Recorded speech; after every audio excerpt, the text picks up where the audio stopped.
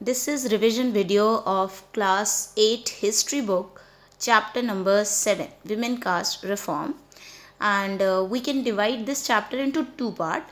One is about women and other is about caste, and both the places will be seeing certain problems or evil practices which were happening during the 17th, 18th century and 19th century. And then we'll see how in 19th century many reformers tried to remove those evil practices from our society, and how much they were accepted and how they were criticized. Let's see. So this chapter is about the status of women in India in 19th century. The women discrimination was on the peak. They were treated like a slave or maid even in their own houses. So they were not having the equal status. Still in the present time we suffer to get the equal status, but yet we have achieved a lot because of these reforms which happened in the 19th century. Also, the other discriminative issues of the society which stopped development in the society and the personal development, especially the poor and untouchables. Like today, we don't know anyone as untouchable because our constitution has abolished this terminology, untouchability or untouchables, and we all are equal. Apart from women discretion, there were many other wrong traditions which were being followed, like sati system, male domination, caste discrimination based on the type of work they used to do in the society, child marriage, bandhua majduri, or we can say bonded labor or gulami, right to education which was not there for everyone at that time, and spiritual equality of all caste, unethical ways of medical treatment. So these were certain things which were happening in that time, and unethical medical treatment is now removed from your book. So let's see the dateline and the timeline, you can say. So here Raja Ram Mohan Roy, who is known as the father of reforms in India, his time period from birth to death is given 1772 to 1833. Then second we have when sati system was banned, it was in 1829. Then we have a law which passed to permit widow remarriage. It came into effect in 1856. Then the Arya Samaj, which was founded by Dayanand Saraswati, 1875. Then child marriage restraint act was passed in 1929. Don't get confused. Sati was banned in 1829, and after 100 years, child marriage was banned, and it was done in the time period of, I think, no, Sati was done in William Bentinck's time period. Okay. Then we have 1927 to 1937, 35. Ambedkar, B.R. Ambedkar, Baba Saheb Ambedkar had started 3 temple entry movements. He had done it, and we'll talk about it in details in later slides. Now we'll talk about sati system, what it is. So in earlier days, sati, a virtuous woman, like who the one who is going to get respect in the society, was a custom where a widow has to immolate herself on the husband's pyre or commit suicide in another fashion. So this was a kind of thing which women were doing willingly or against her wish, but they used to do. Hindu women basically, not others, because it was told to them that it is a pious thing to be done. Okay, the practice was initially legalized by the colonial Britishers, specifying conditions when sati was allowed, and then the practice was outlawed in 1829, followed up by the laws in the same direction by the authorities. As I told you, William Bentinck was the Governor General at that time, and he did it. Okay, the next thing is the general ban, Governor General, as I am telling, banned the whole thing from India. Okay, now here it is not Governor General when we are talking about 1861, it is now the Viceroy. So Queen Victoria issued an order through which the sati system was banned completely in India after 1861. In Nepal, sati was banned in 1920. These details are not in your book, but yes, it will enhance your learning. The Indian Sati Prevention Act from 1988 further criminalized that any type of aiding, abetting and glorifying of sati. So this was the history of how sati was banned everywhere around us. Over the time, education, various awareness activities, and um, various reforms movements played a great role in changing the social status of women in Indian society. Now let's see how was the male domination in our society and how caste discrimination took place. So men were allowed to do anything of their choice, but women were treated as slaves or subordinate to men even in their own house. They were not allowed education, choice of husband, and second marriage. However, in some parts, men were allowed to be it Hindu or Muslim, they could have more than one marriage. That is known as polygamy. Polygamy, and if one marriage is done by a man or women, it is known as monogamy. So at that time, polygamy wasn't so much like common in our society, whether it is Hindu or Muslim. But today it can be seen in the Muslim religion, like they still continue with it because it is mentioned in somewhere in their holy book. The people were divided on the basis of work they perform and on the basis of their caste. No other work was allowed to them. The higher caste people never allowed them education and discriminated as untouchable. So we know that at that time the society, Hindu society, was divided into what, and why I'm talking about Hindu society again and again, because at that time, again like today also, Muslims are in majority and Hindus were in majority and Muslims were in minority. So that's why most of the part of India were having Hindu majority population. That's why. So the higher caste, and at that time caste system was quite common and it was in the society. So the caste system is actually Varna system, where there were four Varna in our society. So Brahman, then Kshatriya, then Shudra, Vaishya, then Shudra. So the three upper Varnas were being served by the last Varna, which was Shudra, and that's why they were known as untouchables. They were not given any rights, they were only treated as the servants of other three Varnas. So the discrimination then continued from that that division. Child marriage, an early age marriage where the boy and the girl are innocent and does not understand the meaning of marriage system as per Indian judiciary system. As age of a girl under 18 years or the boy 20 years under 20 years is considered as child marriage. Now we have this definition because the law was passed. In child marriage, both boy and the girl are not developed mentally and physically, thus resulting into mental stress, medical complications. So we see from the previous time period, if we see the data, many deaths were common, like in women population or female population, because they were not mentally and physically ready for this marriage thing. Most child marriages involved underage women in poor socio-economic condition, because at that time dowry was also very common. I think you know dowry, we have learned in 7th class about dowry, and in 8th class also in judiciary, where the case of Sudha we had seen. Bandhua Mazdoori, bonded labor or gulami. In the earlier times, the upper caste people who actually rule the village people distribute loans in various kinds to needy people, and in return some or all family members were booked for labor work at their farms or at home. So if you see old movies, there you see this concept of Bandhwa Mazdoori, where a family is trapped in debt, है ना, and then they continue working for that family, whoever had given them the loan. So because they were not able to pay the interest and then the capital money. Principal money. Spiritual equality of all castes. So spiritual equality we don't have in our book. Let's read about it. In the old times, the society was banned on and caste and the type of work they do. The lower caste people who were untouchable, they were not allowed to enter temple or drink water from the well meant for upper caste. Their children were not allowed education. The topic is not there, but yes, this content is there. the people were not allowed to go to the temple. And who were those people? Those people were from the last varna, which is Shudra varna.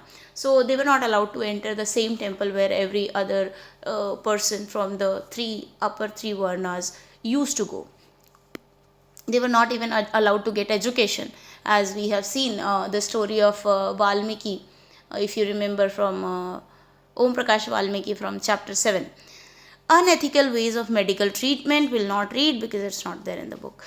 Hook swinging festival. It was again a barbaric practice which were noticed by Europeans. They saw that people were hanged on hook, and there was some rituals. So they were having such kind of barbaric rituals about which they talked. The Europeans talked about it, and they criticized also. So this was again, they were saying that this is the part of Indian custom and rituals which is not good. This is quite we can say barbaric or harsh.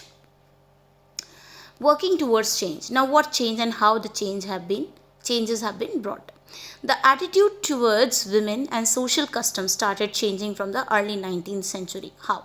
When they got study, they got education, right? When people and we can say there is some influence of the English education, Western education on the people of that time, who started thinking differently because of that education system.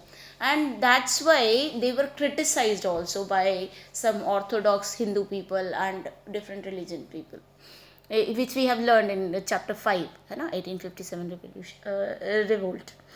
The changes took place due to various reasons. First, awareness was created among women and society in general as people started reading more and more. Yes, reading also, because of the printing of paper, people started reading the different point of views, different thoughts, process, different events happening in the other part of the country.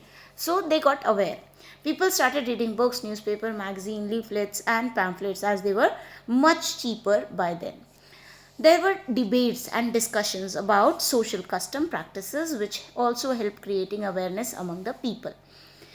Ordinary people could read, and many of them could also write and express their ideas in their own languages. All kind of issues like social, political, economic and religious issues were debated and discussed by men. These were not everyone, like everyone was not doing. The educated men, they started talking about it. These discussions brought about many changes. These debates were often initiated by Indian reformers and reform groups. Who are social reformers? Let's talk about it. So some people are described as reformers as they felt that changes were necessary in society, and unjust practices, as we talked about so many unjust practices, so they are needed to be done away with. The best way to ensure that these changes was to give up old practices and adopt a new way of life, which is more about equality. Example of some great reformers are Raja Ram Mohan Roy, Ishwachand Vidyasagar. See, Ram Mohan Roy spelling everywhere you find different. Mohan spelling in your book, whatever it is given in your book, please do that only. Mohun it is. Ishwachand Vidyasagar, Swami Dayanand Saraswati, Tarabai Shinde, Pandita Ramabai, Begum Rukaiya, Shekhawat Hussain. So these names we need to remember. Then we will be talking about one by one about each reformer. So first, Raja Ram Mohan Roy. Raja Ram Mohan Roy was an Indian religious reformer and educational reformer also, and humanitarian also, like who was talking about humanity. So who challenged traditional Hindu culture such as sati and indicated the lines of progress for Indian society under British rule. He is called the maker of modern India or the father of modern India. He is also regarded as the father of Bengal Renaissance. Renaissance means where complete change can be seen, complete reformed society can be seen. That is Renaissance, awakeness, we can say. He, along with the Dwarka Nath Tagore and other prominent Bengalis of the early 19th century, founded the Brahmo Samaj in 1828, which engendered the Brahmo Samaj, an influential Indian socio-religious reform movement during the Bengal Renaissance. His influence was apparent in the field of politics, public administration, education, as well as in religion. Changing the lives of widows. Raja Ram Mohan Roy was well versed in Sanskrit, Persian, and several other Indian and European languages. Roy pointed out to the people that sati was not practiced during the older days. Like when we talk about Vedas and we talk about other literatures, so earlier people used to give the reference to those. So Raja Ram Mohan said that it was not written anywhere in the book, so to practice this like forcefully. Though through his writings he condemned the practice of sati, as the British were also opposed to the practice of sati, they supported Roy and a law was passed banning sati in the year 1829. The approach taken by Raja Ram Mohan Roy was used by later reformers as well, as we have seen also. We have learned in the chapter that Ishwarchand Vidyasagar, then E.V. Ramaswamy, there were many who talked about these literature whenever they wanted some change in the society. So they had to give some literature's reference, then only people used to understand. Whenever they wished to challenge a practice that seemed harmful, they tried to find a verse or sentence in the ancient sacred books that supported their point of view. They then suggested that the practice as it existed at present was against early traditions. Then we'll talk about Ishwarchand Vidyasagar. Ishwarchand Vidyasagar was an Indian Bengali polymath and a key figure of the Bengal Renaissance. Vidyasagar was a philosopher, academic, educator, writer, translator, printer, publisher, entrepreneur, reformer, and philanthropist.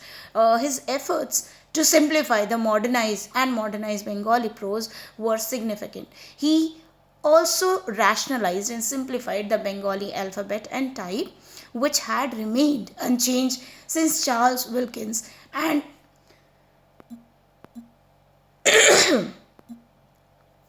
and simplified the Bengali alphabet and type, which had remained unchanged since Charles Wilkins and the Panchanan Karmakar had cut the first wooden Bengali type in 1780. These things you don't have to remember. These are not there in your book. You should just remember that Ishwarchand Vidyasagar was a reformer and he had so many things to do and he did a lot for our society. Ishwarchand Vidyasagar suggested that widows could remarry. His suggestion was adopted by British officials and a law was passed in 1856 permitting widow remarriage. Many were against the remarriage of widows. They opposed Vidyasagar and boycotted him. During the second half of 19th century, you understand 19th century, right? It is between the time period of 1801 to 1900. So the movement in favor of widow remarriage spread to other points of the country. In Madras Presidency, Veer Salingam Pantulu formed an association for widows remarriage. So it was not happening only Bengal or in the northern part. It was happening in the southern part also, where we saw say Madras Presidency. There was one more person, one more reformer, Veera Salingam Pantulu. He formed an association to support widows remarriage. Girls began to go to school. After these reforms, there were some changes. So all reformers felt that it was necessary to educate women in order to improve their condition. So Vidyasagar set up school for girls in Calcutta. Veer Salingam established a girls' school at Dhavaleshwaram and Rajamundri. Then problems faced by girls to go to school. Now we know when something new starts in the society, it is difficult for everyone to accept. So what were the difficulties? So when the girls used to go to school, people were afraid. Their families, their relatives, they were afraid. Why? They feared that school would take girl away from home and they will be not doing any kind of domestic work. And these were the problem, and many other, like they will not be safe on roads. They will be having like corrupted mind. They will be having impact of other people on their mind, and they will think in a different manner. They will not think about family, their domestic responsibility and all. So let's see how women supported women, how they wrote about their condition, how they aware other women about their condition, even the Brahmins family women. From the early 20th century, Muslim women played a notable role in promoting education among women. primary school for girls was started in Aligarh. Begum Ruqayya Shekhawat Hussain started school for Muslim girls in Patna and Calcutta. In the 1880s, Indian women started going to universities for higher education. They became doctors, teachers, and even the writers. Many women began to write about the place of women in society. So there's some detail about Veer Salingam Pantulu. He was one of the greatest personality and earliest reformers in India who demanded radical changes in Telugu Indian society. We don't have much about it in our book, so we are skipping this. You can go through the slide if you want. Pandita Ramabai. Pandita Ramabai was an Indian Christian who tried to change many things in India. A poet, scholar, she tried hard to improve the lives of women in India. She wrote many books, including her popular The High Caste Indian Women, which showed the troubles of child, wives, and women in India. Tarabai Shinde. Tarabai Shinde, whose time period was 1850 to 1910, was a feminist activist who protested patriarchy. Patriarchy means where male dominating society is there. So she criticized it, and caste in 19th century in India. She is known for her published work Stree Purush Tulna, which is a comparison between men and women, originally published in Marathi in 1882. The pamphlet is a critique of upper caste patriarchy, as I told you, male dominating society in upper caste, Brahmanas even, and is often considered the first modern Indian feminist text. It was very controversial for the time, and it was challenging. Because it was challenging the Hindu religious scriptures themselves as a source of women's oppression, a view that continues to be controversial and debated today. Then Begum Ruqayya Shekhawat Hussain. So she was a leading feminist writer and social worker in undivided Bengal during the 20th century. She has done a lot of things for Muslim women, and she has opened girls' school. So we have learned about it. Next, we have caste and social reforms. So apart from demanding equal right for women and social reformers also fought against the caste system that was prevalent in the society, Indian society, in early 20th century till earlier 20th century. Now it is still there in some part, but yes, constitution is there, so it is illegal. The Pratna Samaj adhered to the tradition of bhakti that believed in spiritual equality for all a caste. Then Paramhans Mandli was found in 1840 and in Bombay to work for the abolition of caste. Many of these reformers were people of upper caste as well. It does not mean like upper caste people who got educated, they also did work for equality in the society. In the 19th century, Christian missionaries started setting up school for tribal groups. We have learned about it in Tribal Diku's chapter. And the lower caste children, these were trained to find a footing in the changing world. Soon the poor left the villages and started looking for jobs in cities. This also we have learned all these about tribes and these poor people. We have learned in chapter, I think, 4. There were plenty of jobs in the cities. Drains had to be dug, roads laid, buildings constructed, and cities cleaned. This required coolies, diggers, carriers, then bricklayers, sewage cleaners, sweeper, palanquin bearer, and rickshaw pullers. Many started working in palanquin plantations in India.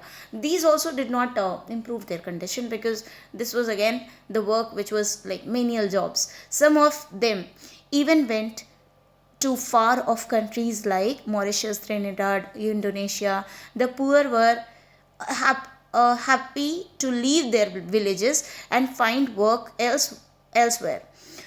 They were happy to escape from oppression and humiliation they suffered from the upper caste landlords. But as I said, they came out from that situation, but again got stuck in some other situation. There was some other leaders like from the lower caste at that time, not lower caste, but we can say the people who belong to the sufferer society or sufferer community. Ghasidas, Haridas Thakur, and then Srinarayan Guru. Guru Ghasidas was an advocate of the Satnami sect.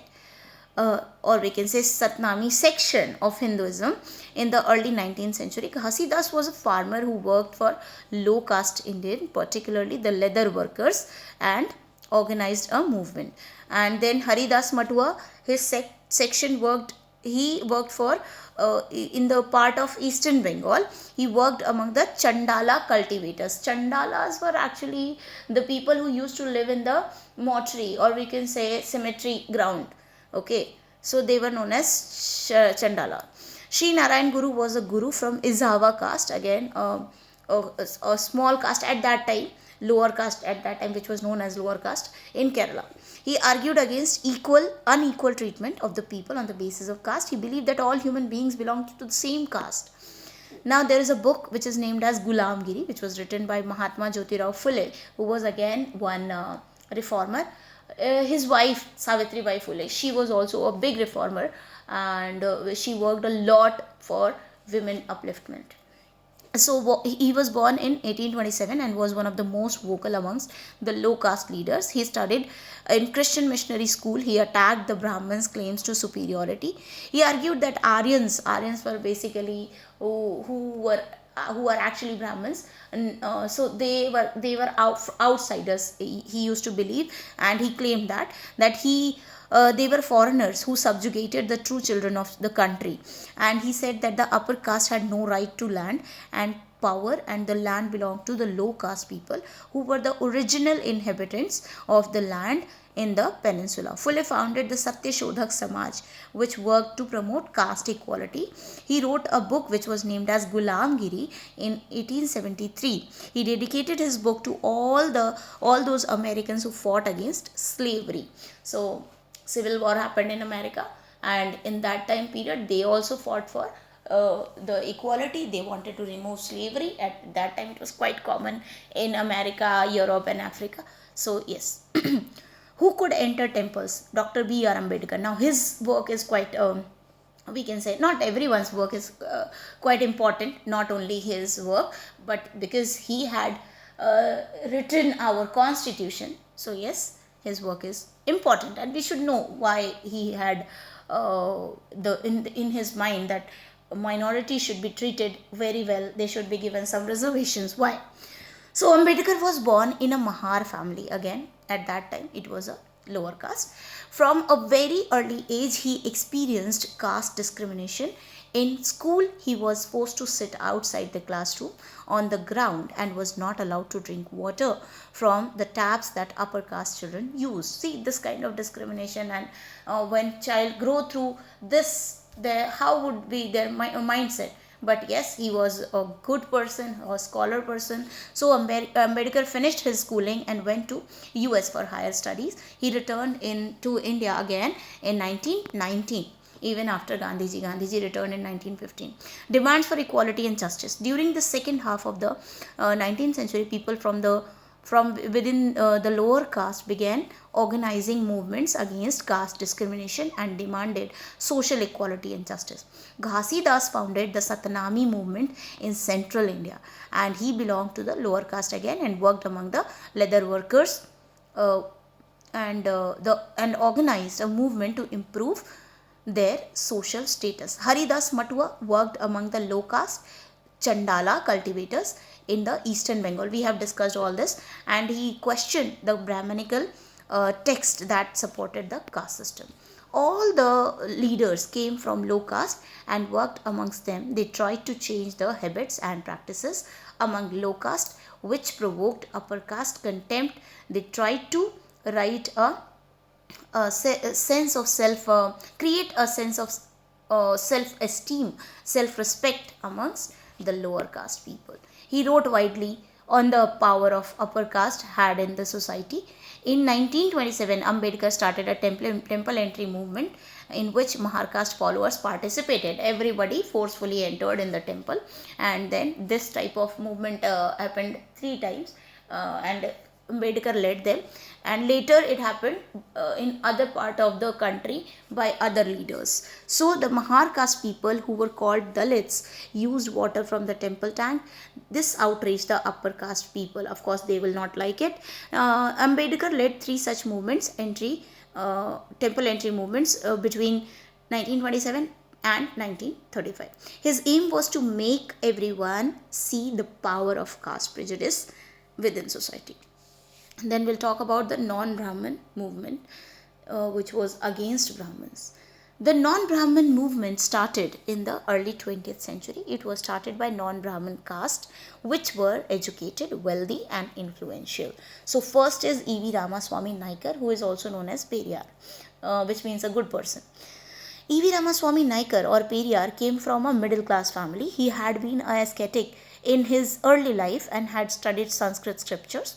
Later, he became a member of Congress. He soon left the Congress as he felt that the party discriminated among the caste. The lower caste were made to sit at a distance from the upper caste, and that's how he left the Congress, and then he started self-respect movement. So this is the thing. And but the Brahmins also not kept quiet. They also started certain movements, and Hindu Mahasabha was formed at that time. Brahmin communities also formed some associations. I'll let me tell you which were those associations. I'll be talking about it so that you get to know and you don't suffer to find it out from the book. Just wait. So yes, so they had started Bharat Dharma Mahamandal. Then they started Sanatan Dharma Sabha, and many associations of Brahman Sabha also in Bengal. They objected they objected what the other people were doing, and they said that they were supporting actually Hinduism, and they debated, they struggled, everything happened in that time period, and with that they completed their role. But after this, in this explanation, there we should add about Derozio. Brahma Samaj we discussed. Derozio was one of the young teacher in Hindu college in Calcutta in 1820s, and he promoted the ideas of young Bengal. Like he wanted to promote the radical idea and encourage his pupils to question all authority. So his role was also important because his students attacked tradition and custom, demanded education for women, campaigned for freedom of thought and expression. Then we have Ramakrishna Mission and Swami Vivekanand. His name is very important because he had a great philosophy of igniting the youth people and tell them to live life in a very disciplined manner. So his contribution is also very important. Then we have Pratna Samaj, which was established in 1867 in Bombay, and its role was to remove the caste restrictions. Then Ved Samaj, which was established in Madras in 1864, and Ved Samaj was inspired by Brahma Samaj only. It worked to abolish caste distinction and promote widow remarriage and women's education. Its member believed in one god. Then they condemned the superstitions and rituals of orthodox Hinduism. Then we have Aligarh movement, which was started by Sayyid Ahmad Khan. He opened a college. He founded a college which was Mohammedan Anglo-Oriental College, which was later known as Aligarh Muslim University. It was started in 1875 at Aligarh, and it offered modern education, including Western science, to Muslims. The Aligarh movement, as it was known, had an enormous impact in the area of educational reforms among Muslims. Then we have Singh Sabha movement, which organized some Singh Sabhas. Sabha means meeting. So first Singh Sabhas were formed at Amritsar in 1873 and then at Lahore in 1879, and it was made to get rid from the superstitions followed in Sikhism, caste distinction, then practices seen by them as non-Sikh. They promoted education among the Sikh and often combining modern instructions with Sikh teaching. So these are the things which we have to learn from here, and there are certain pictures, like Khalsa College picture is given in our book. So we should see when it was formed. It was formed in 1892. So this way we have finished this chapter. From revision point of view, you should go through your revision worksheet and your notebook work, and learn everything well. Thank you so much.